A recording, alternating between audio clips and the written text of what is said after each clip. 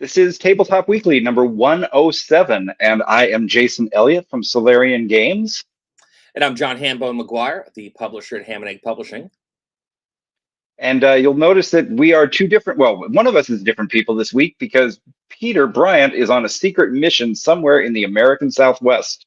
Top secret mission. So we've got control of this thing tonight. Nobody else but us. All right. So we got some cool stories tonight. We're going to talk a little bit about the Analog Union, first of all, and then we'll talk about some things that came out from GenCon. There's some new announcements about D&D, new projects for this year. Some changes at Wizards of the Coast as their president steps down. The modifious Wolfenstein RPG has been delayed. A cool new zine game called Frink, the Ennies Award winners for 2026, and we've got some really fun announcements coming from Ham and Egg Publishing as well about a great new Kickstarter that you're going to want to know about, so stick around to the end for that. All right, so let's start with, see if I can get this thing up on the screen. There we go. Oh my gosh, I'm making it work. I'm actually learning how to do this thing without Peter. I you the whole time. The power was in you. The power was in me. All right, so John, you and I are two of the founders and members of the Analog Union. Why don't you explain it while I take a drink?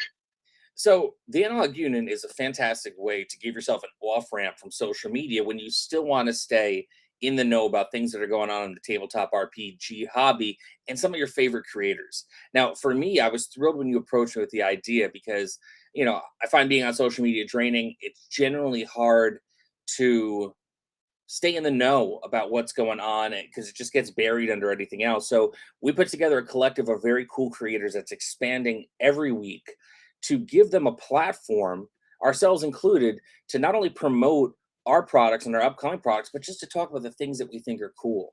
Like we've got Brian Larkin from Arcane Sword Press, who does a bang-up job bi-weekly talking about old tabletop RPGs that maybe have been long forgotten to so many, and also TTRPG magazines that a lot of people have never heard of. We've got now Dark Guy Tony from the Mystic Punks. He's doing a thing on B-movie and VHS trash. We also have Michael Putlick from Night Noon Games, who is doing some awesome work talking about actual game design theory. And on top of that, you also hear about cons and you hear about just cool things that we think of in general that we want to share with people. We've got a great platform for creators who aren't directly a part of the Analog Union. We've got Friends of the Union and other things. Yeah, it's fun to have them. It's great. We just want to give them a chance to spotlight themselves because the reality is there are so many cool creators out there. Most of them never get any coverage whatsoever. So we're trying to rectify that a little bit on our end. So it is free to join. It comes out every Tuesday at 1 p.m. Eastern Standard Time.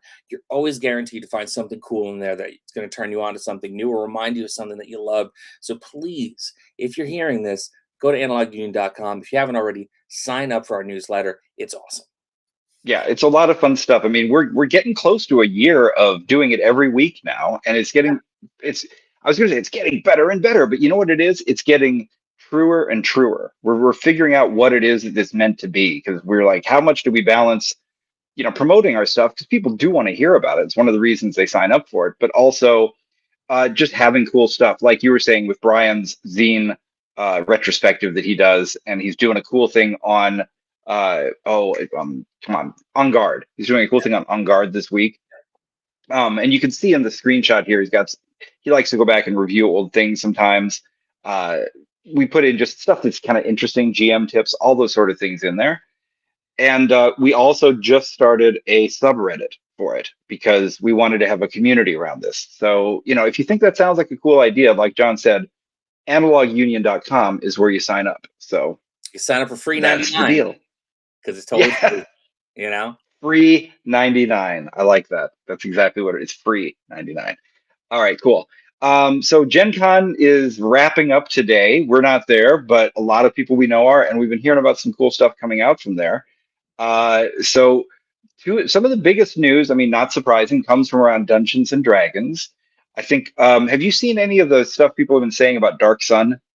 Yeah, I mean, I thought that was going to be probably one of the main announcements, and I had seen things talk about Joe Manganiello coming out and having an announcement about death saves, but I wasn't expecting the full rollout, doing it in that Marvel Hall H kind of way where they have like, here's the Yeah. for everything we're about to do for the next like year or so. So that was definitely very interesting. It's so crazy. So I don't even know where to start. So there's three things that I wanted to talk about that came out of this. There's the Dark Sun, which is part of the whole D&D icons thing that they're doing, but it's a real standout. Um, and then I want to talk about the actual D&D icons overall, and then also some stuff with Star Wars, which kind of Yeah, surprised me. very interesting. Yeah.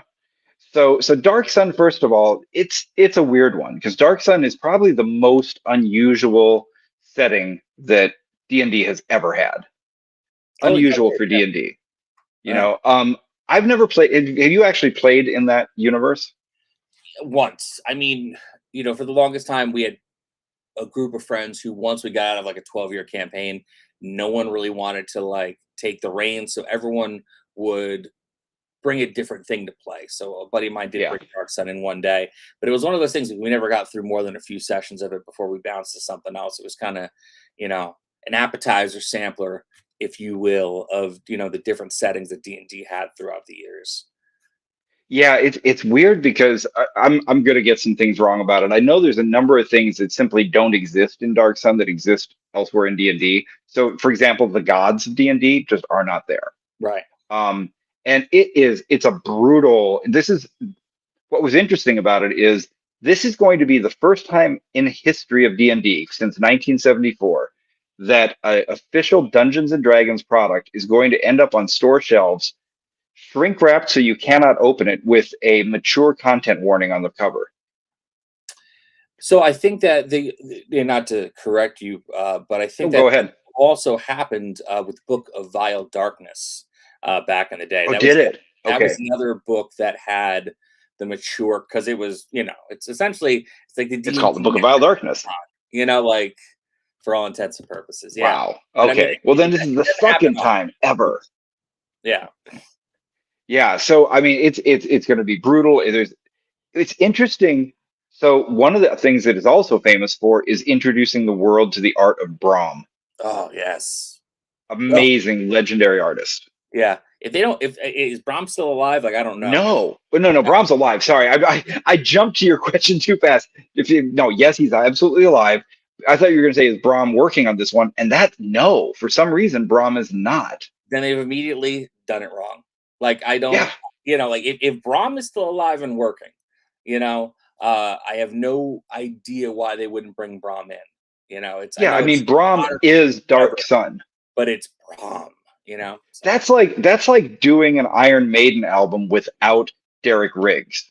yeah, yeah. You know, I mean, Eddie and Derek Riggs is essential to Iron Maiden as any member of the band, and Brahm is as essential to Dark Sun as any member of the band. There's certain, obviously I always talk about my Mount Rushmore of D&D Yeah. artists. I mean, he's not on it. Don't get me wrong. He's fantastic. Okay. But Okay. there Hold on. I want to know your Mount Rushmore of D&D artists. Russ Nicholson, Errol Otis, Elmore, and Easley. Like they're the ones Okay. that, to me, they're the ones that encompass what D&D is to me. And all All right. I'm going to do very my styles. Mount Rushmore, which I've never thought of before, totally off the top of my head here. Me on the spot. Trampier's got to be first. I mean, so here's I got my tramp stamp and everything right here. So Yeah, Trampier is on the Mount Rushmore. Sutherland is on the Mount Rushmore. Then it gets really tough because I've got to put Keith Parkinson up there yeah. and Errol Otis. See, but and that's the thing. There's so many great ones that are like it's hard to, Yeah. it's hard to really like narrow it down. Like you would need like a double wide Mount Rushmore to really like get it. But and like Brahm and Dark Sun, like there are some of those artists. They're all amazing, but like there's a very specific thing. Like when you think Dark Sun, it's Brahm. When you think Yes. Planescape, my brain just broke on me. I don't know because when I think Planescape, I'm imagining all that stuff that looks like it came out of 4AD records. That looks almost like those mashups and stuff. But I don't know who the artist is. But like Yeah, I just had it and I lost it. It was very poignant, but it's gone. Forget it. That's But okay. basically, there's very few artists that when you look at their work, they're very synonymous with a very specific thing, and Brahm is Yeah. completely synonymous with Dark Sun. Oh, 100%. Yeah, 100%. So it's going to be fascinating to see what comes out with Dark Sun. That's not the only things that they're, I'm going to say bringing back, but whatever that they're doing. Um, we seen a lot of stuff around Dragonlance. Margaret Weiss and Tracy Hickman working together as they should. I fantastic. know they have a lot of new things coming out there. The Legend of Drist is going to be making a appearance again, and of course, one of the things a lot of people are talking about is Greyhawk is coming back with Luke Gygax at the head of it. Right. I don't think there's So, anyone better to be at the head of Greyhawk than Luke Gygax. Full stop. 100%. And Yeah. I'm really glad to see them. For Dragonlance, you're bringing in the heavies. You're bringing in Hickman. You're bringing in Margaret Weiss, right? Yeah. Drist, Salvatore. You're bringing everybody in, right? Yes.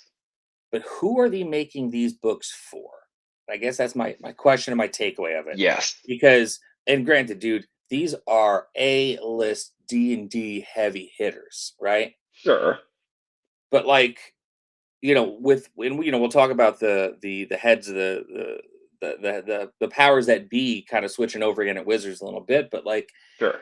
you know, there are things that they're doing, I think, that are focused on maybe bringing new people in or bringing in some people to from other venues and kind of genres and systems in. But like when you bring back the old guard, who are you making these things for? Right? It's a good question. It's a little bit like, hey, Led Zeppelin's going to be touring again. Okay, that's awesome, but who right now? I mean, I don't want to say anything wrong because I would never say who cares because like yeah, No, it's it's people it's care. it's very important. It just feels it's stark contrast to moving the brand forward. Well, the other thing that's got me a little bit concerned for them is if this is a one-off, if this is just something they're doing, because now D&D has introduced this idea of seasons, and that's pretty cool. That's interesting. We can see it up on the screen right now. They have the Yeah. season of Magic, season of Champions. They're going to get to the season of Rebellion that we'll talk about with Star Wars. But so if that's what they're doing, okay, that's all right. But on the other hand, if they're actually planning to bring back each of these game worlds and to support them indefinitely, this is one of the things that caused the original TSR to go out of business was these Right. worlds. Now, Wizards situation in 2026 is completely different from TSR's situation in 1992 or whatever year we're thinking of. There's completely different companies and they're backed by Hasbro and they got all this stuff. So I don't want to suggest that what happened in 92 is going to happen in 2026. But I just want to kind of remind people of what did happen. So TSR had Greyhawk. And then they started adding, a little bit here, a little bit there. And pretty soon they were adding more and more and more of these campaign worlds. And their theory at the time was if we have lots of different campaign worlds, there will be lots of stuff for anybody who wants to play in a different world and we'll sell a lot more books and games.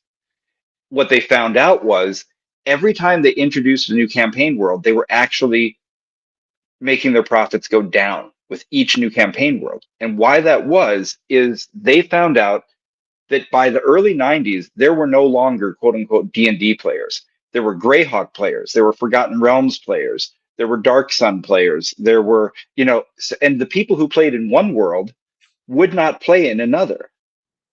And Planescape was sort of an effort to try to kind of bring those together and say, can you guys all please, well, the cynical version of me will just say, could you guys please buy all of our books and not just one set?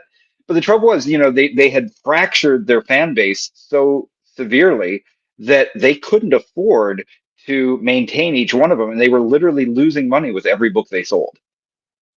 Yeah, and I mean also they branched off into novels and they basically took the IP and they Yeah.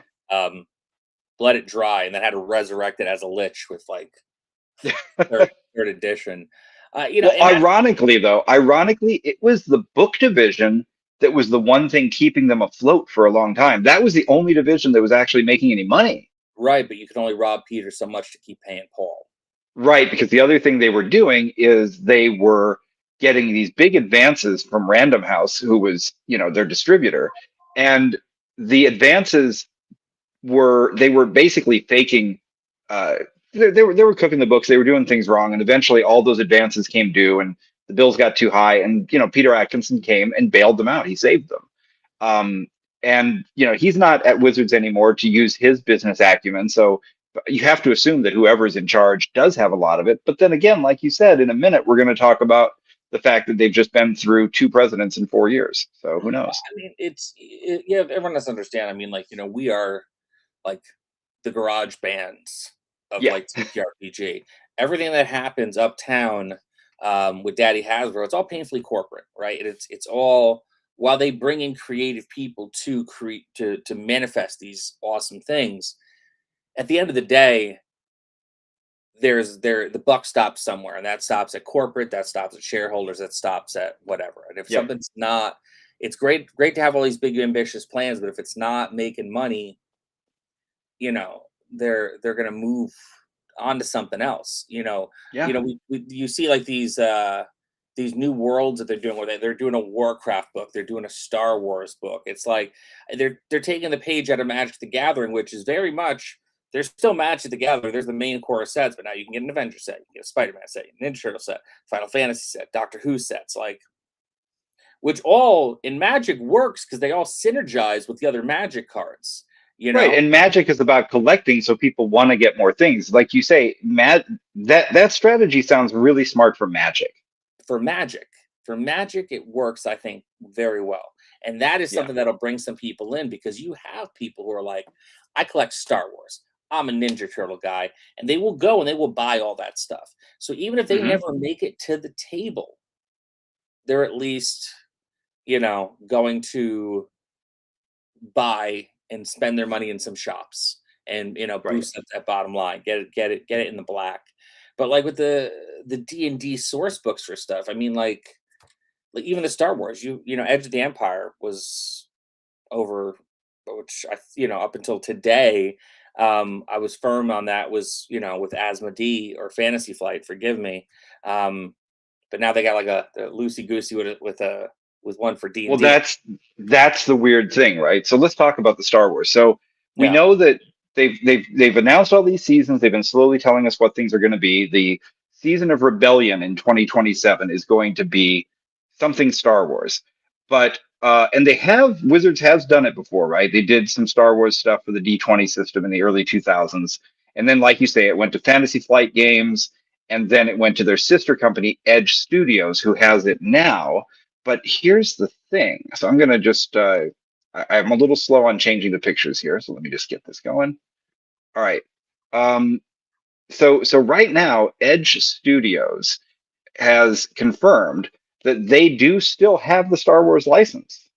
So that's yeah. already a little bit weird. Like, did they not have an exclusive? Is what's happening here, right? Because they also haven't done anything with it in a long time. So, Yeah, but I mean, just because you haven't done something with something for a long time, unless, contractually, like, for instance, the reason why, like, back in the day, um, Paramount had to rush Fantastic. Oh, I'm sorry, Fox had to rush. It's hard to even know who owns what anymore. They had to rush right, Fantastic Four into production with that Josh Trask movie. They had to do a Ghost Rider movie, because if they didn't, they were going to lose the rights to, Marvel or whoever was going to jump in next, right, Disney, right. because they had a finite amount of time where, like, if you do not create something within this window, it's use it or lose it. I mean, so maybe that is the case at a certain point, but we don't know. We're on the outside of this, but like, definitely, Right. I mean, like, hey, we still have the rights. yeah, all we have to go on is so WotC announced this thing, and then Edge announced via its Discord server, and I'm going to quote from what they said. We wanted to issue an announcement sharing this news while also clarifying some of the finer details of the announcement. Yeah, Put misinformation at bay. Okay. With Universes Beyond, okay. Wizards said they're doing this stuff, and then Edge Studios said, "Here's what also remains true. This collaboration is part of the Dungeons and Dragons new Universes Beyond set, which, like you said, is a feature of their Magic the Gathering. It's usually single releases. This is not a new D20 5e based tabletop RPG.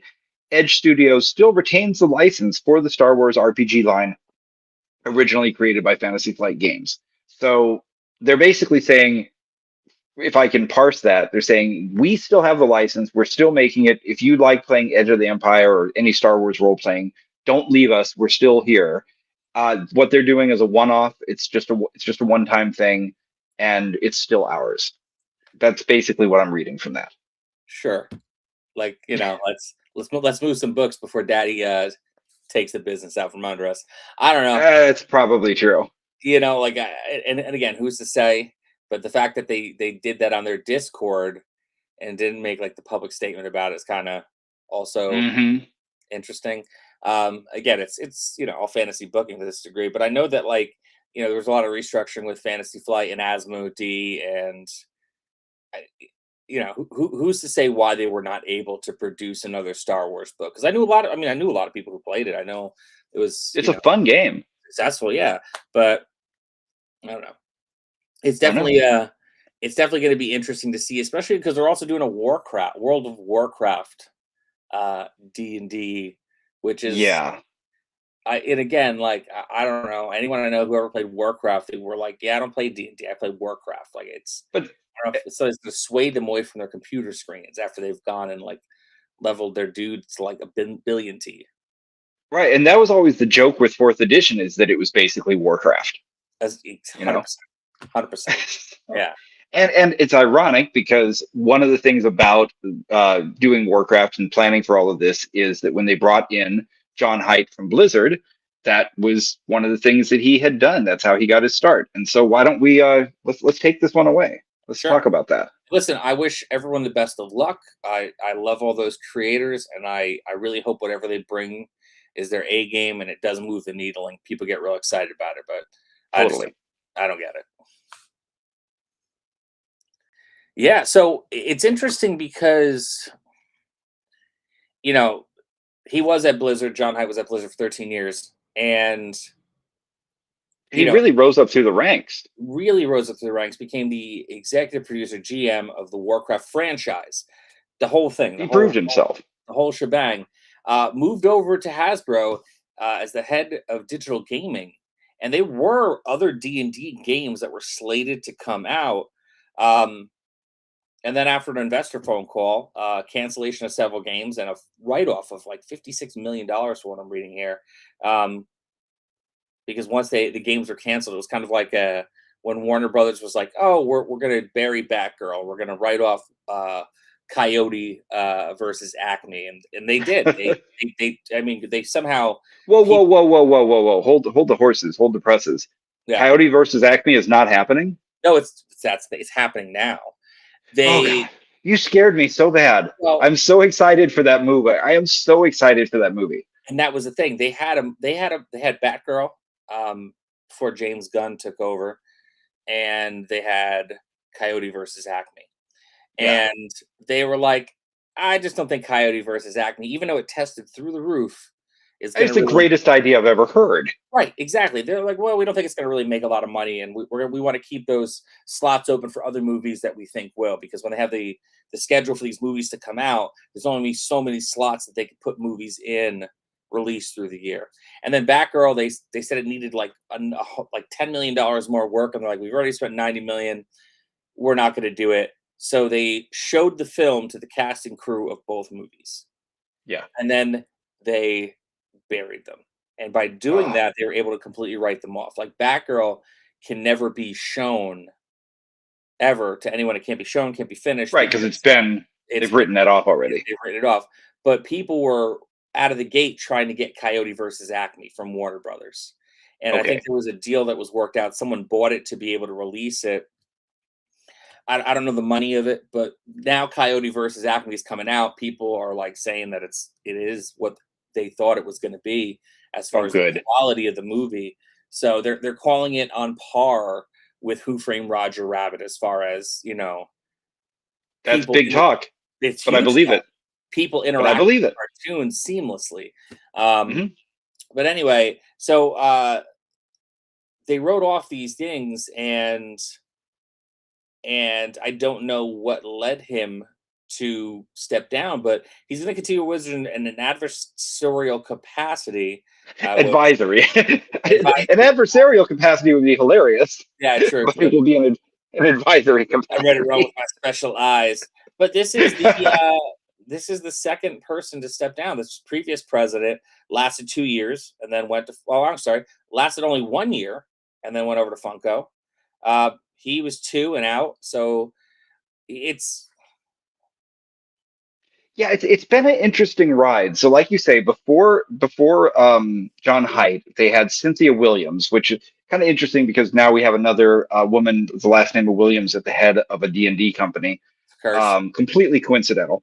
Yeah, And by the way, the original, oh my gosh, I forgot her full name. But anyways, I was just going to say that I have a lot more respect for her than some people do. But anyway, so Cynthia Williams came to Wizards. She lasted for 2 years, and then she left, and she went to Funko, where she was out after only 1 year. And I've noticed on her LinkedIn she doesn't have a new role since then, so I don't know what she's up to. But John Haidt is a weird one because he came in, as you said, 13 years at Blizzard, absolutely proved his worth. I have no doubt that this is an incredibly talented man. And he comes in, and under this president, Wizards had its most successful year ever.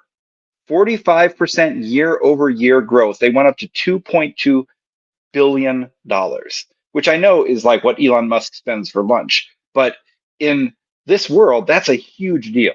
And it made Wizards Hasbro's golden child, right?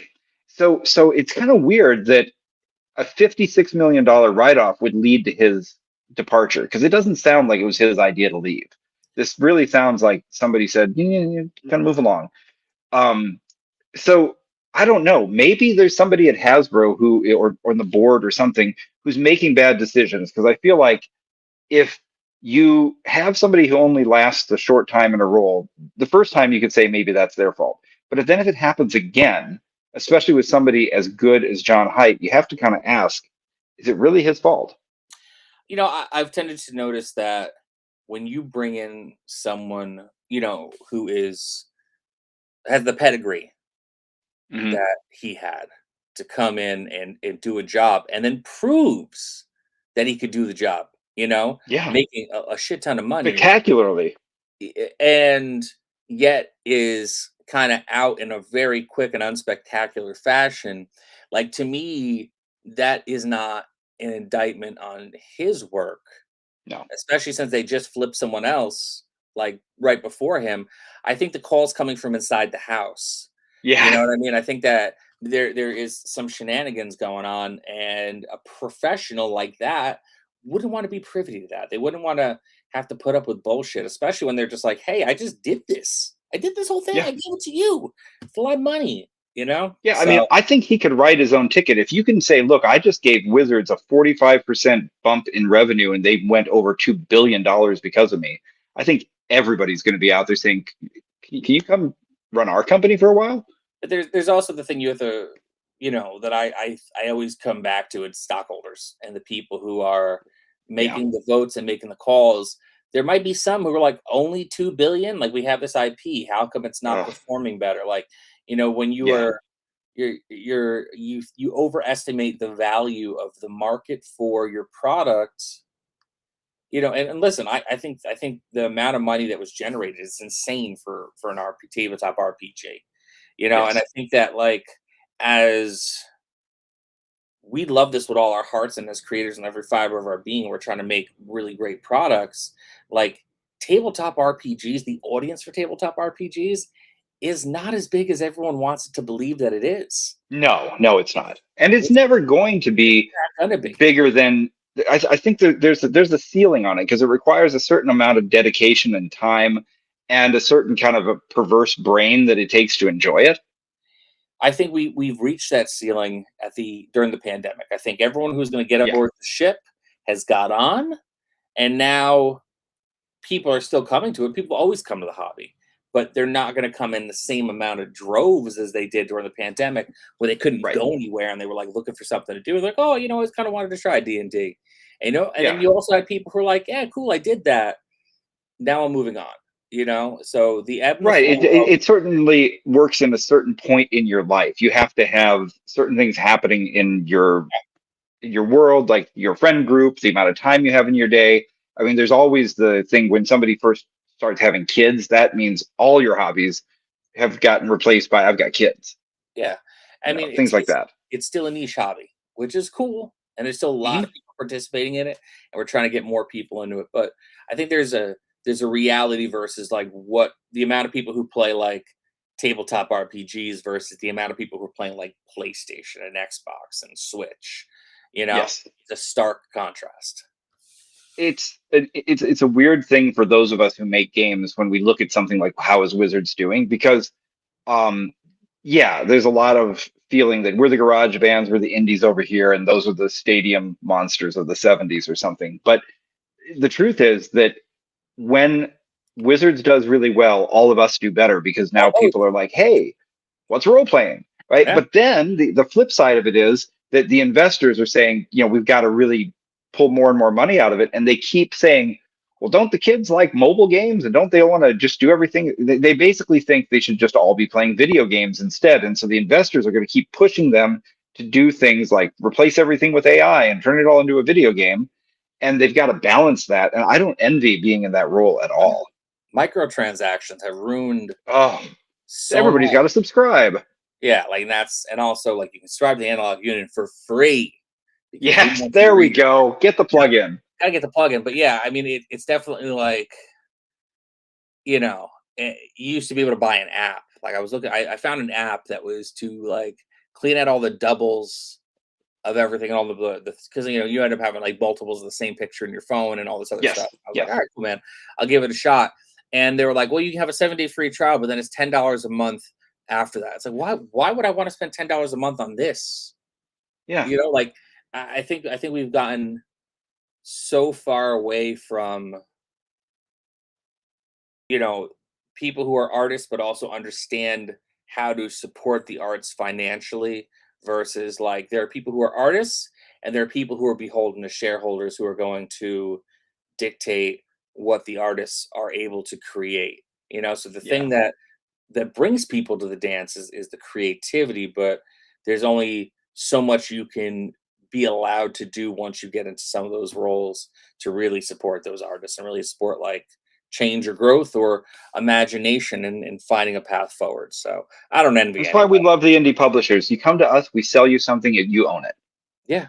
End Also, of. we give you PDFs when you buy our books. Like, Yeah. you know, I think there's a certain degree of like,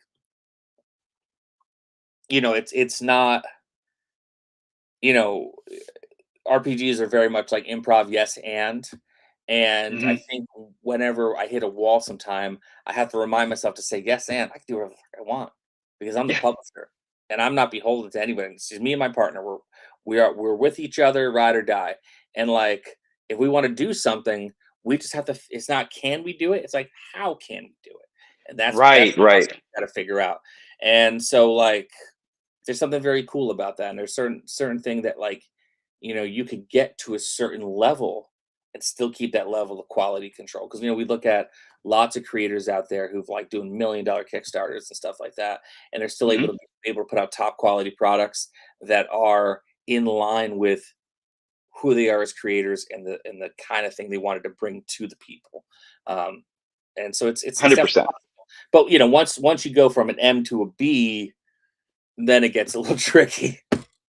Yeah. Yeah. 100%. I agree. 100%. All right. So let's see. We got the next thing. Another kind of a little weird thing. The story itself is something, but I also wanted to kind of talk about Wolfenstein a little bit too. So the story itself, right off the bat, is that Modifius, who is kind of it's like they're like the sleeping giant or something, or the secret giant. We always forget just how big Modifius really is in terms of the stuff Oh they yeah. do. We talk about wizards, we talk about Paizo, but Modifius is out there doing great stuff, often with titles. And so they had announced that they'd be doing a tabletop RPG version of Wolfenstein, which amazing. Makes They makes announced it in March uh, as a GameFound crowdfunder. Interesting. I don't know. So We've only used Kickstarter before. Our next one is going to be on BackerKit. We've never tried GameFound. Have you known anybody that's used it? Um, I know one person who used it, and it was definitely they were like not really geared for RPGs at the time. I guess is the way I could say it. Okay. Um, the game found that is they've since, from what I've heard, gotten better about it. But I mainly only use Kickstarter backer kit, and the reality for me is like I think Kickstarter still beats everybody out because of the brand recognition, and the Right. eponym of the name Kickstarter being synonymous with crowdfunding. It's kind of Kleenex and Xerox Yep, still. Yeah. that's I and mean, that's and you would know, and so I'm going to give a plug here. The reason you would know is because you really wrote the book on how gamers can crowdfund. yeah. I'll plug away.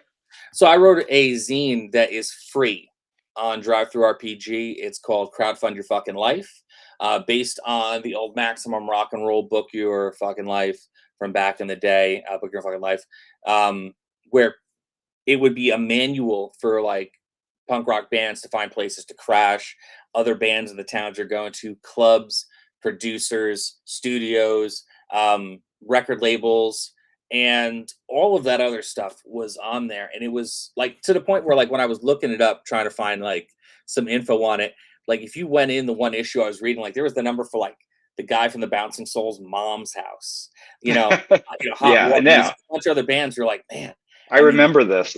this is like the 90s, and I'm like, man, could you imagine that? Like, oh, here, we just printed this magazine that you can get at punk rock shops, and then there was a more mainstream version that I forget the name of, was put up by Billboard that you could Oh, I get. didn't know about that one. Yeah, you get it in Barnes and Nobles.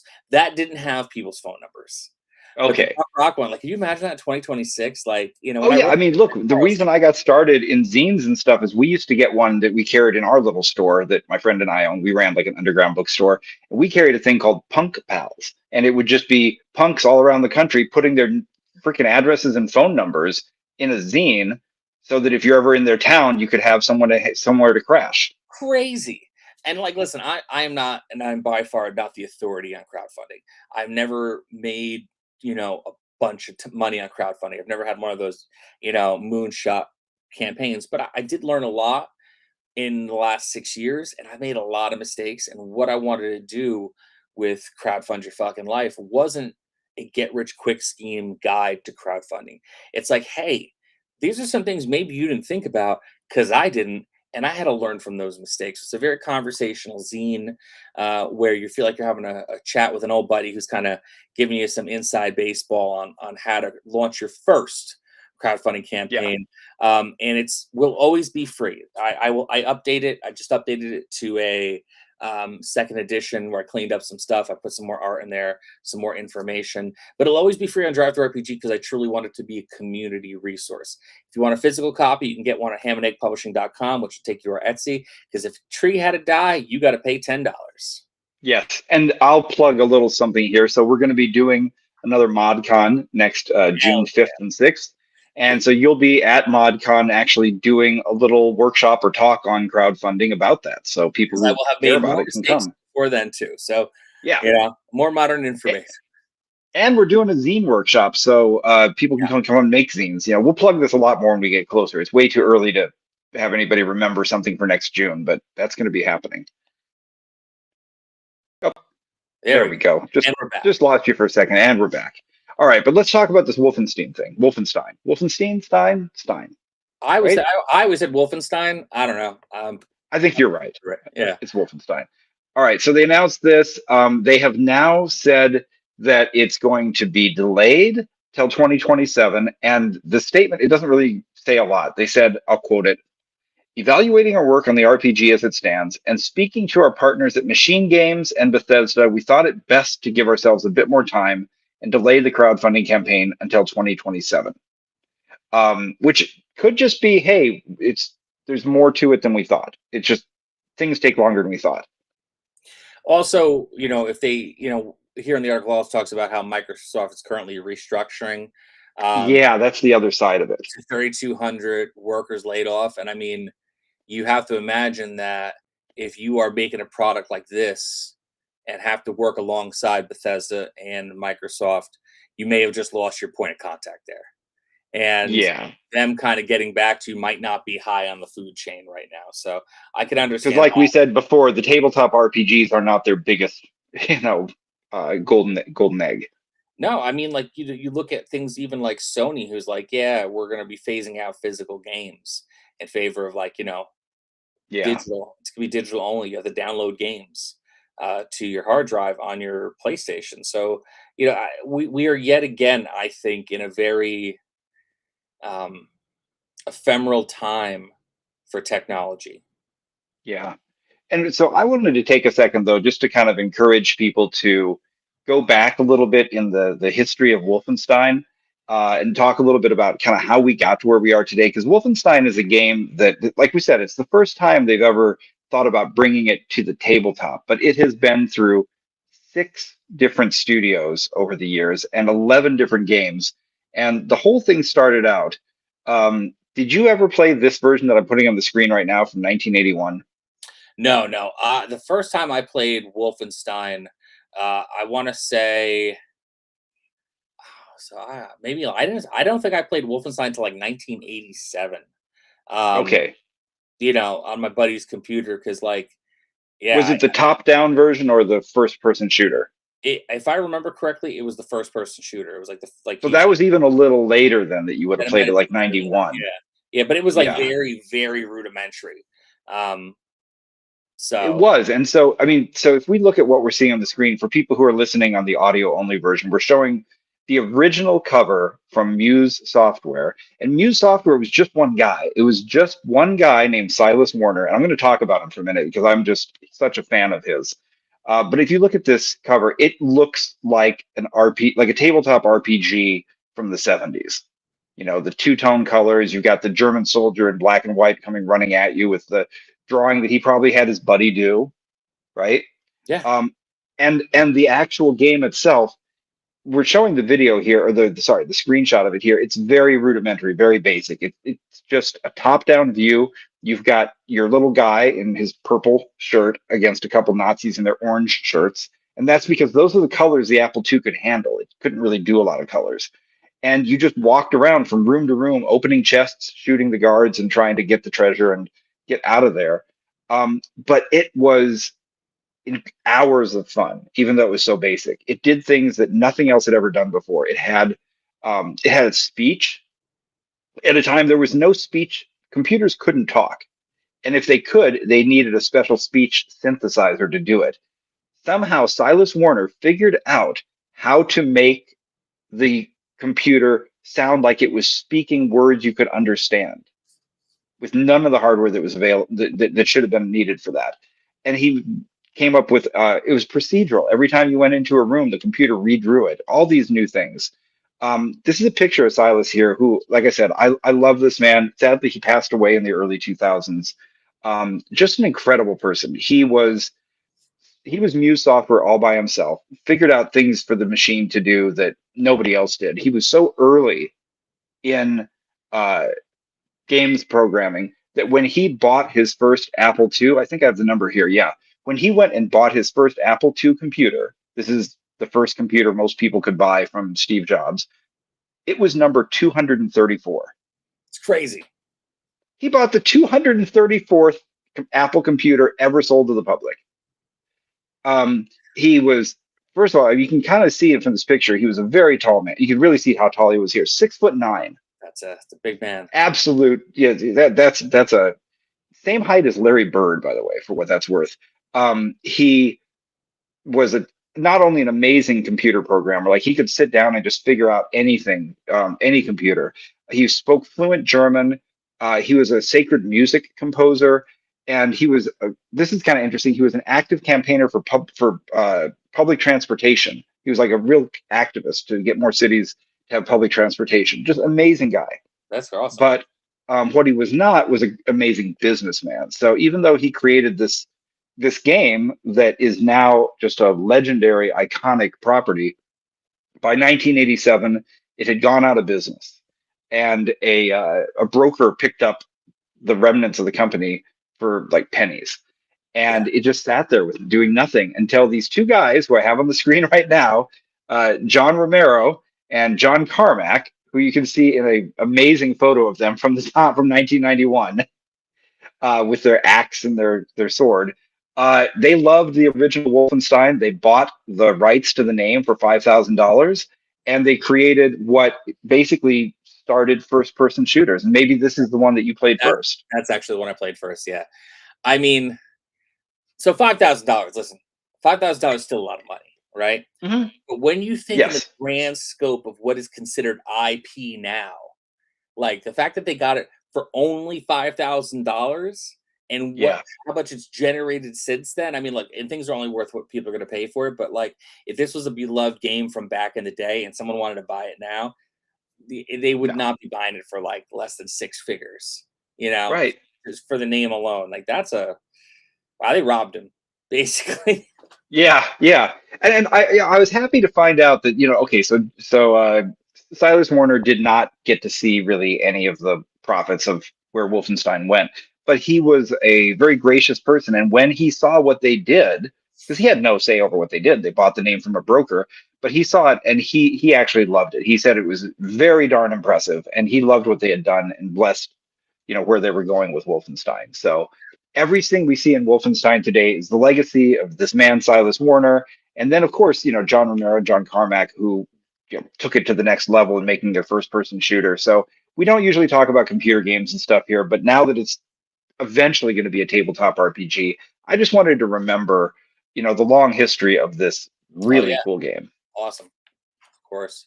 So, all right. So what do you have now? Oh, So Frank. Let's yeah, do it. Let's talk about Frank. so this is cool, man. You turned me on to this, and Frink is a game. It's right now. It's available on shortpress.itch.io. Now, for those of you who may not be familiar, Itch is similar to Drive Through RPG in a lot of ways, but it's also truly where you're going to find a wide breadth of indie creators making really small and personal. And I don't say small as a pejorative. I mean like just small in scope, like this. It's a pamphlet, personal, Hmm. exciting projects that maybe you won't see or find anywhere else. So this, I loved it from the time I saw the name Frank and I saw the Frankenstein hands. It's a game for 2+ players and a host, with an included dungeon climb that's supposed to last 2 to 4 hours. Simple to pick up, but it requires some creative thinking to master. And all you need is a copy of the game, some paper, some pencils, and a handful of six-sided dice. So the most accessible dice there is six-sided, because if you open any board game, you got a six-sider in there. Yep. This game is pay what you want, and you could print it at home because it's just one sheet of paper that you fold into a trifold. So if you have a double-sided printer, you can print it at home. If you want to get clever and just flip the paper over in your printer, if you can figure out which way to do that, because I always screw that up, this is something you could print at home and play. Um, but it's one of the things that, like, when you look at the design of it, right? If you look at the center panel, the inside panel is a full map. This is an Oh 8 yeah. by 11 piece of paper that you have a full game in, on It's the beautiful too. gorgeous artwork. And like, it constantly brings me back and grounds me every time, like, we spend thousands of dollars making a game as a company, because that's where we're at as publishers. But stuff like this inspires me to really go back and get my hands dirty and like make something simple, make something easy and accessible and fun. Because, and not that our games aren't fun, our games are a blast, but there's like Yeah. a difference between like putting out a hardcover and putting out something like this, with the amount of like money that you're going to need to do it and Well, I time. love what a whoops. I love what the pitch for this thing is so good up in the top right here, just where it says you are a Frink, a monster made of parts and pieces that were never meant to coexist, Yeah. stitched together and shocked to life by a father who hates you. Go home and kill your dad. What a Yes. pitch. What a pitch. Like A to B, this thing is masterful. And Yeah. I think this is something that I don't know the creators, but like this is like, to me, a master class in what you can do with minimalism and minimal amount of paper. And Yeah, and like you said, I haven't heard of them before either. I actually did not find out about this in a gaming space. I was in the subreddit, which is just called Zines. There's just a subreddit which is r/zines, and he put, I think Zach Hawley was the one who put it up. He just said, "Hey, I made a zine and it's a game," and everybody's like, "Zines can be games? I did not know that." And all of a sudden, we got a bunch of new gamers.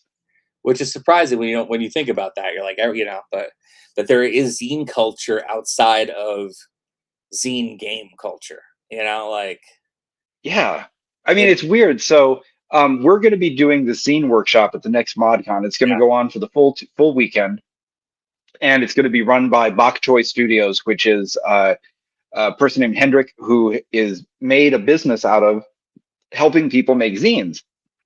And we were talking about it. There's these three different kind of zines that are going to happen. There's gaming zines, which is where gaming convention, and then there's the thing that has kind of taken over the world in certain ways, which is very personal zines, the ones about about your life, just about something, the insects you saw on the way to school that day. Um, Yeah. yeah, I'll bring up, actually, I'm going to bring up one that I particularly love. We've talked about it on the show before, called "My Brain is a Stick of Butter." It's one of my favorite zines and one of my favorite games. It's a game. It's a solo journaling game and zine about having ADHD. So it's kind of halfway between those. And then you have the third group of zines, which is people who are just obsessed with something. So that might be, I love this band, I love this filmmaker, I love this one book. And I'm excited to see all these different types of zines happening together. Yeah, like this is a piece of paper that's been folded into a zine. Oh, I love Uh, this approach. Show and, how it and- folds. yeah, and I always screw it up once I unfold it. But then, like in the middle was a paper on the Louisiana Purchase Oh my gosh, yes. that they got Why? a D I on. love that. That they got a D on, and I bought this from a friend. I bought like three of them from her. Um, and each one is different. But like when I opened the one and I found the paper on the D paper written by hand, that's how old it is, on the Oh, Louisiana yes. Purchase. That's why I love zine culture, because you can be it is the grand equalizer when it comes to publishing, Yes. because you can do it. You could And if I'm you so excited that it's growing, because I think what's happening is, every generation rebels against the one before it, right? So now Mhm. you've got Gen Z and Gen Alpha coming up who are looking around at the world and saying, you're trying to force everything digital down our throats. You're trying to make us use AI when we don't want to. You're trying to do all these things. We're going to hold things in our hands and see our friends in person. And they're the ones that are making the zine culture happen. Yeah, it's definitely interesting because, like, you know we fucked it up. Yeah.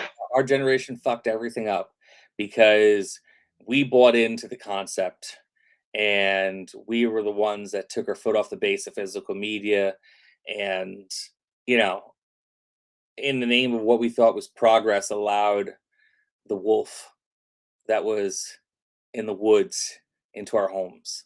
And like, we've never been able to find that strike that balance again from like what was and what is. Where you got the kids now being like, no, we're not doing that. Like we're gonna find a way to bring it back to tactile relationships with the things that we consume. And I think that's Yeah. great. I think that's great. And I think that, like, we did hit that point where it's kind of impossible to not be on Facebook and have a business. And as Right. much as like I Right. want to walk away from it all, I can't. It's either I do that or I don't sell books. It's been a long struggle too. I was looking the other day at some of the magazines that I used to publish, because I started out in zine publishing and then went into magazine publishing. And I was looking at one I did. All right, I'll just tell everybody I'm super old. I just, it's like, 1998, right? And I'm putting out another issue, and every issue I've got my editorial, and I'm reading the editorial, and it's me just railing against the fact that people are stopping physical media. In 1998, I'm like, please make things with your hands. It doesn't all have to be websites and CD-ROMs, or whatever, right? I was like, please, can we make physical things again? And that was 1998. I was already worried about it, and Yeah, so it took an entire generation or two to get people to, like you said, kind of go, hang on a second, we actually care about being human. It yeah. matters to us. And I mean, trust me, when I heard, like, CDs have always been kind of long in the tooth. Like, even though by the time digital music happened, CDs were already kind of long in the tooth, um, Sure. and they weren't even around that long, because No, they weren't. Not compared to everything else. You're right. we hit a point like where vinyl was everything for the longest time. And then Yeah. we got to 8-track, which got mowed almost immediately mowed over cassettes. So you had vinyl and you had cassettes. And Right. finally you had like CDs. Like I remember the 19 God, I don't even remember when I first got my first CD player. The first CD I got was Tom Petty Full Moon Fever, right? Nice. So whatever year that was my first No CD. idea.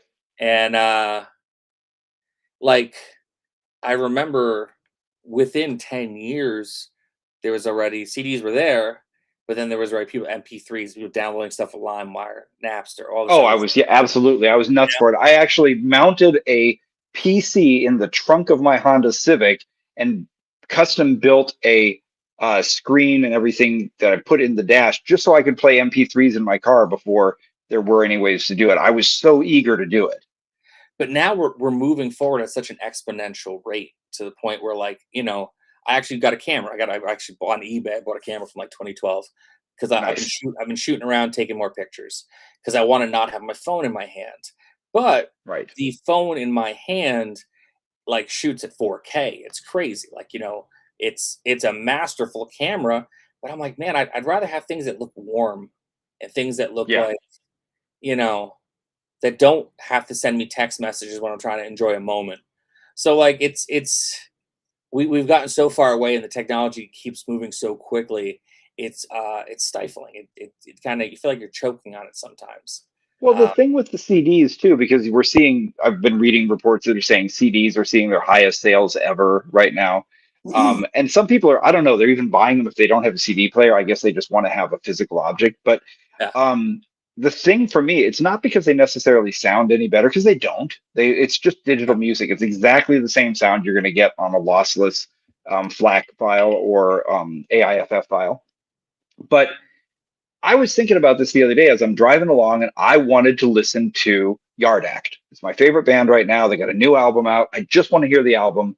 So I'm fussing around with CarPlay and Spotify is not built for playing albums. It's built for just saying, throw some crap in my face. yeah. And it was so hard for me I ended up having to pull over so I could get the album I wanted. And it just got me thinking there was something to it when you just had a CD wallet in your visor and you just reached up and grabbed the disc and put it in. Yeah. Yeah, maybe you've only got 10 discs with you, but you could get it quickly. You put it in, you don't have to think about it. And there's also a value to only having 10 discs with you. You've got to choose which 10 do you want for this road trip? What do they mean to you? And you got to spend time with that album and care about that album. Think about all the songs you know by heart, or an Yeah. album that you know from start to finish.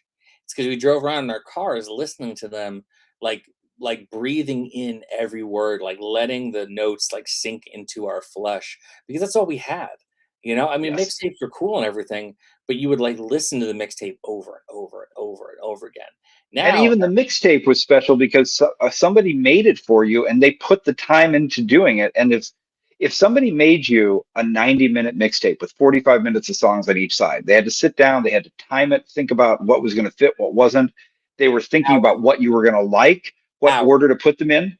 yeah, That meant that somebody spent a whole afternoon thinking about you yeah. and thinking about what songs you would like to have. They didn't just make you a quick playlist. They spent the day thinking about you, and that's what that mixtape meant. Yeah, so I've been trying to listen to more albums whole, like from the whole Yes. thing.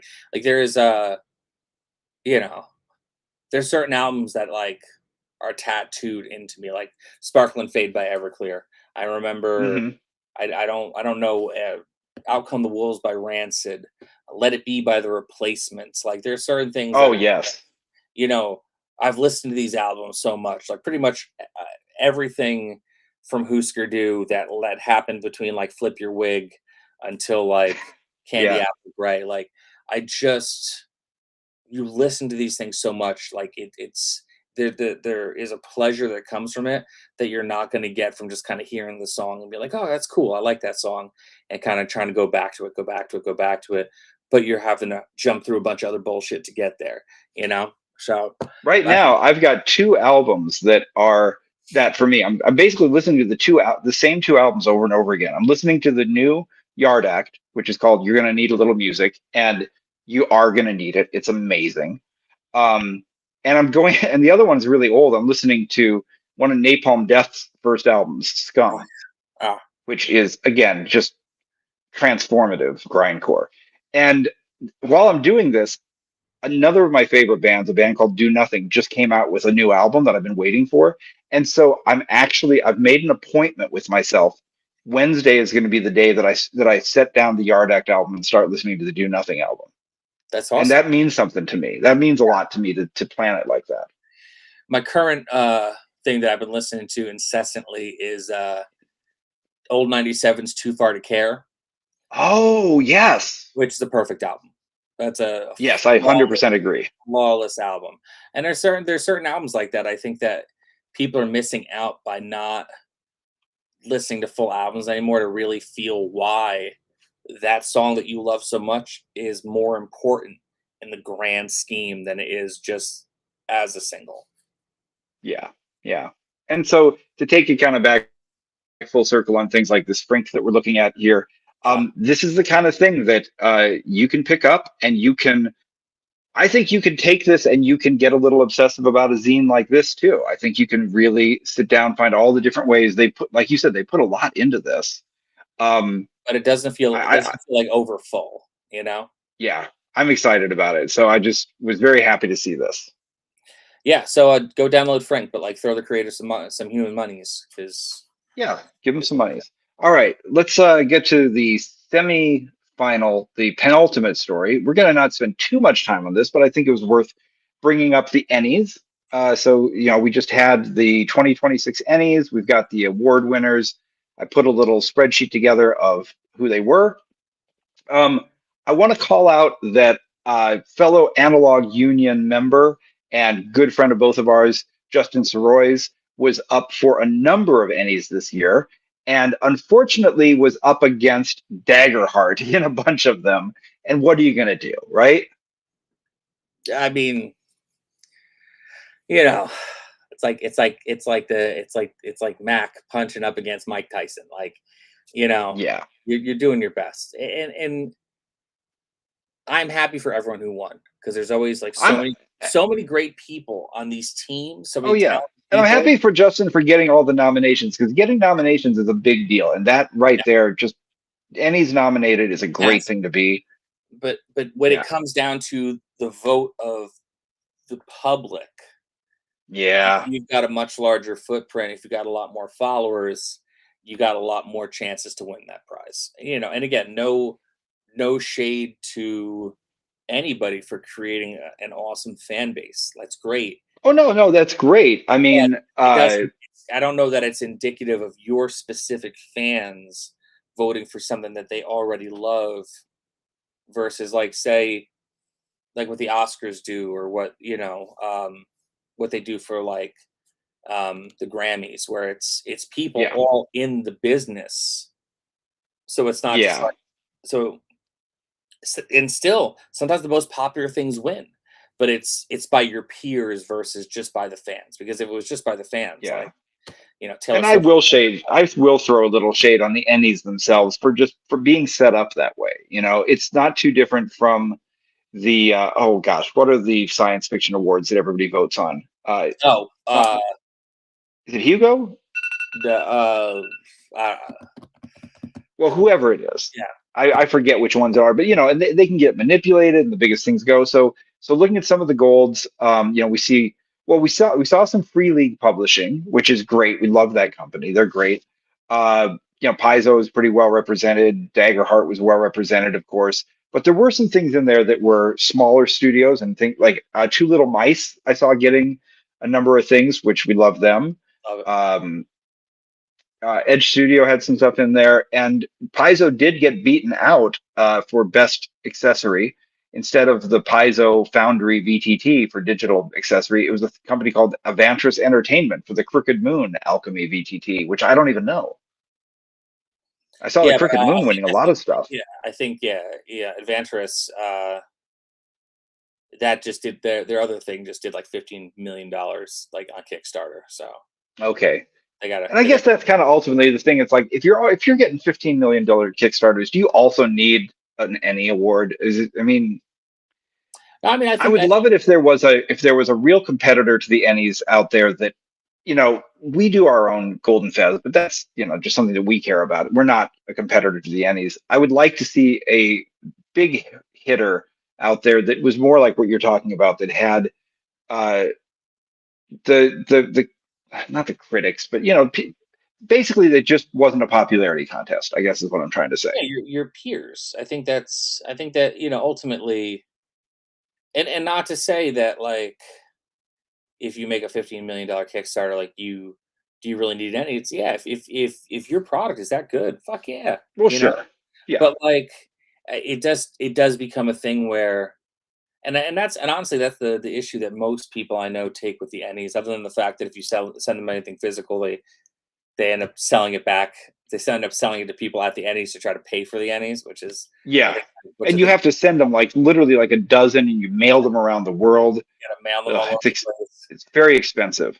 And for a small publisher, it's like, you're like, I wonder if they're even considering PDFs when they get them versus people who send them physical copies. So, and I Yeah. mean, they say they do, but I'm kind of like, yeah, I don't know. I can't speak to it, but I think for me, you know, there are certain award shows out there that I think are specifically meant for popularity contests, like the American Mhm. Music Awards, which are just like, what's popular, what is big. But I think there's a lot to be said for um, the approval of your peers. Like the award you're Yeah. getting is because your peers and people in the hobby recognize the work that you've done, the Yeah. amazing work that you've done. Because it's great. Like the awards, even the Golden Fez. If someone puts on the back of the thing, we're a Golden Fez award-winning thing, I would not discount that. People would be like, "Oh man, they're an award winner. That's awesome." Like this, Yeah. someone got high enough Because the about Golden this. Fez is chosen by your peers. If you go and fest shows by your peers. And like for me, Yeah. that's a big deal. Like I mean, granted, would I take the Ennie? Absolutely. I'm from New Oh, Jersey. 100%. Yeah. Listen, so if I'm ever up for the popularity contest, you know, I will make those calls to be like, could you post about this to people who will get it out to a much larger audience? Oh yeah, And no, no, I'm not sour graping this at all. I mean, I've yeah, never had an Emmy win, but I have one Emmy nomination. which is awesome. So and I was happy about it. Like Yeah, great, I will say that. You know, it's just that yeah, we bring it back to the music stuff a lot because you and I are both musicians and music fans and all this kind of stuff. And so to me, it's just like the bands that mean the most to me are the ones that influenced all the other bands. There were 16 people at the Free Trade Hall in Manchester watching the Sex Pistols, and they all started a band. Um, yeah. there's if you've seen, there's a documentary about my one of my favorite bands, Sparks, and the subtitle of the documentary is "Your Favorite Band's Favorite Band." 100% true. Yeah. you know and those are the ones that I want to see get recognized in the gaming world. I want to see the one who's your favorite band's favorite band in the gaming world, not the one that got the most attention for by the time it made it into retail store shelves, but the ones that people who also make games looked at and said, whoa, that taught me something. There is no Nirvana without the Pixies or Husker Du. You know what I Right. mean? And like, and Yeah. I mean, God bless Nirvana, moved the needle for a lot of people. I loved Nirvana, but I know that Sure. like when I heard about Nirvana, I went and I looked back, and that's how I found the Pixies. That's how I found Husker Yeah. Du, which ended up being one of my all-time favorite bands. And I think that it is important to recognize the things that came first, or the thing that like turned someone on to that amazing thought process to make that amazing idea to get people real excited about these things. And and I think the endings are cool. I think it's fine. It just Oh it's a yeah, and I mean, there's it's what it is. go and take a look. Anybody who's interested, take a look at everybody who won an Emmy and who was nominated for one. If you want to know, like, what should I be checking out to play, it actually is still a very good way to discover some things too. So I'm going to give them tons of credit for that. But I There's a also lot of think things that in here. yeah, Yeah. that I think it's good to recognize also that we have all for the last half a century been just filing the serial numbers off the same game and making a variation on a theme. Yes, yes, So I encourage everyone to make your variation on the theme. Like, don't yeah. do it for clout. Don't do it for the money. Do it because you're called to in here, and that's it's going to keep you up at night, tapping things into your Apple Notes to remember for the morning. But Oh, you there's do that too, don't you? I yeah, totally do that. yeah. I mean, there's people ask me if I'm ever going to do like. I mean, we're doing the next thing we're doing. We're doing a flip book, which is 3-2 an RPG fantasy adventure. And when you flip it over, it's 5e because there's so many people still playing 5e that are still looking Yeah. for 5e adventures. I'm not going to thumb my nose to them, but like I'm only ever going to make the games that I are going to keep me up at night, that I feel compelled to make. You know, I would love to have been in it for the money and been able to turn my brain up enough to be able to be in something for the cash grab and the sellout, but I can't, man. I gotta do it my way, and I gotta do what my heart tells me to. And so I too file the serial numbers off of the world's most popular role playing game, and but I put my own spin on it. Well, this is a good segue because let's talk about what you've got coming up as well. So I'll show it in just a second here, just so everybody knows. Hammonding Publishing is you and Geo. Yeah, Gio Colazzo is my creative partner for over 20 years and my best friend in the whole wide world. Um, and for the last coming up, it'll be this Saturday. We will be 6 years as a publisher and creators Mhm. together in tabletop I don't RPGs. know which anniversary that is. That's probably wood or silk or something. Yeah, I don't know. Cash Pork, I think is the Yeah. is the anniversary for 6. But yeah, man, So, we made our own house system called 3-2-1 RPG, which runs off a single D10. Um, and we have since also expanded to, yep, that's the rule book zine. We have a and actual I also want to call out the first 3-2-1 game that I ever read and bought, which I effing love. yeah, Hard Times at the I mean, Backpack this was Takeoff. this is I think how I met you is because you had this and I was like, what the hell have you done? I Yeah. need to have this game. This is ridiculous. And that's the thing with it with our system. You could play any kind of genre you want. It's genre neutral. So we have a western, we've got multiple horror, we've got holiday adventures, we've got miniature golf, we have spy adventure, vehicle battle. Like we have a lot of different things. We also are doing third party stuff. So I've done things for Days of Future Fair for WHPA Fairhaven. I've got stuff coming out for Shadow Dark that we kickstarted. Sickest Witch, our friend Justin Sorois, the any nominated Justin Royce. We got one about to be shipped out for his system. And then Yes.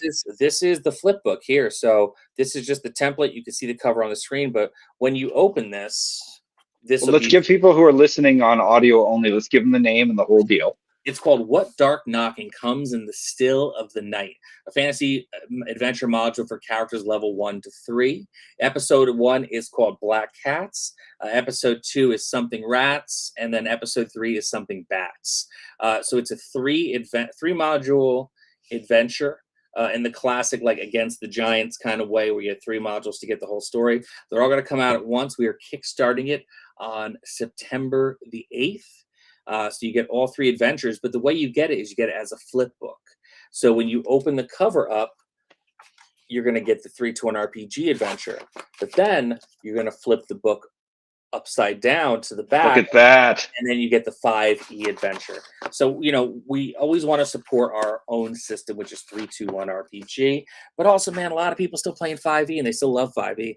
So why Mhm. not make sure they're invited to the party too? So we're doing this, and now going into our 6th year, we're also doing novels and novellas. So Avon by the Sea, which is coming out later this year as well, will have a companion novella about the adventure, so you could read the story or play the game. We're making our own dice. We've recently set up with a dice maker. We're going to do a thing called we're going to call it the Dual 20, where Dual 20. in the classic, in the old home set where you had the D20 that you'd have to take the crayon and then color Mhm. in the certain numbers. You had 0 through 9, 0 through 9, you color them in. We actually made a prototype D20 that is 0 to 9 and then 0 to 9 again, but 0 to 9 plus. So when you're going to roll for 3 to an RPG, you just look 0 to 9, 0 to 9 as if it's, up to 10. And if you roll, say, a 1 plus, that's 11. 9 plus is 19. So you can use this dice for any kind of fantasy game you want or for 3-1 RPG. So I'll actually, hopefully in the next week, have a picture of it. The dice is being made right now as we speak. So That's super cool. And I love the flipbook thing, the way you're doing it, because I've seen this done in magazines that are printed in two languages, yeah, which a lot of times happens like from Japan and things like that. You'll get a magazine printed in two languages. So you'll start reading it. And then when you get halfway through, you're like, oh, I have to flip it upside down and now go from the other direction to read it in the other language where it's coming from. And now you've done that with two languages, which are two different game engines. yeah. So it'll be a stable bound 64-page, 8.5 by 11, and I guess like in the back cover there'll be the OGL or something. I don't, we'll fit it in Sure. somewhere, you know. Yeah. And the But artwork is amazing. Who's the artist on the cover of this? so Zach Giolongo, who has done a lot of work for us and with us for the last several years, we tend to be pretty loyal to the people we work with, and we always bring new people in, but we always keep a foot on the base of the people who were there with us from the start. So Zach is the artist who did Hard Times on the Back Nine, did the cover of Kevin Saves Christmas. He's done some shadow dark work for Oh me. yeah, I can see that being Yeah. very. Yeah, I can see the same artist there. He did Yep. the cover and the spot illustrations for Geo's novel, A Girl Named Doom. He's doing all the covers for this series here, and I'm sure some interiors. He did the character art for these guys as well.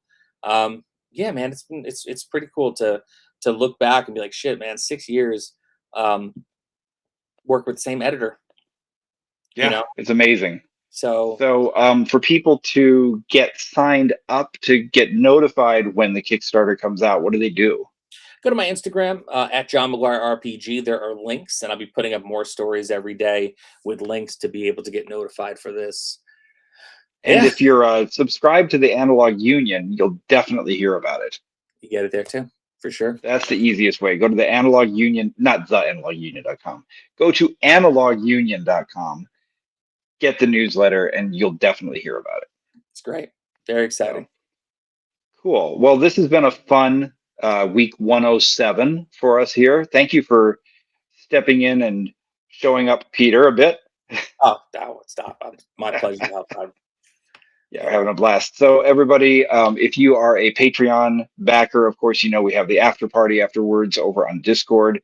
If you are listening on iTunes, please drop us a review. It really helps.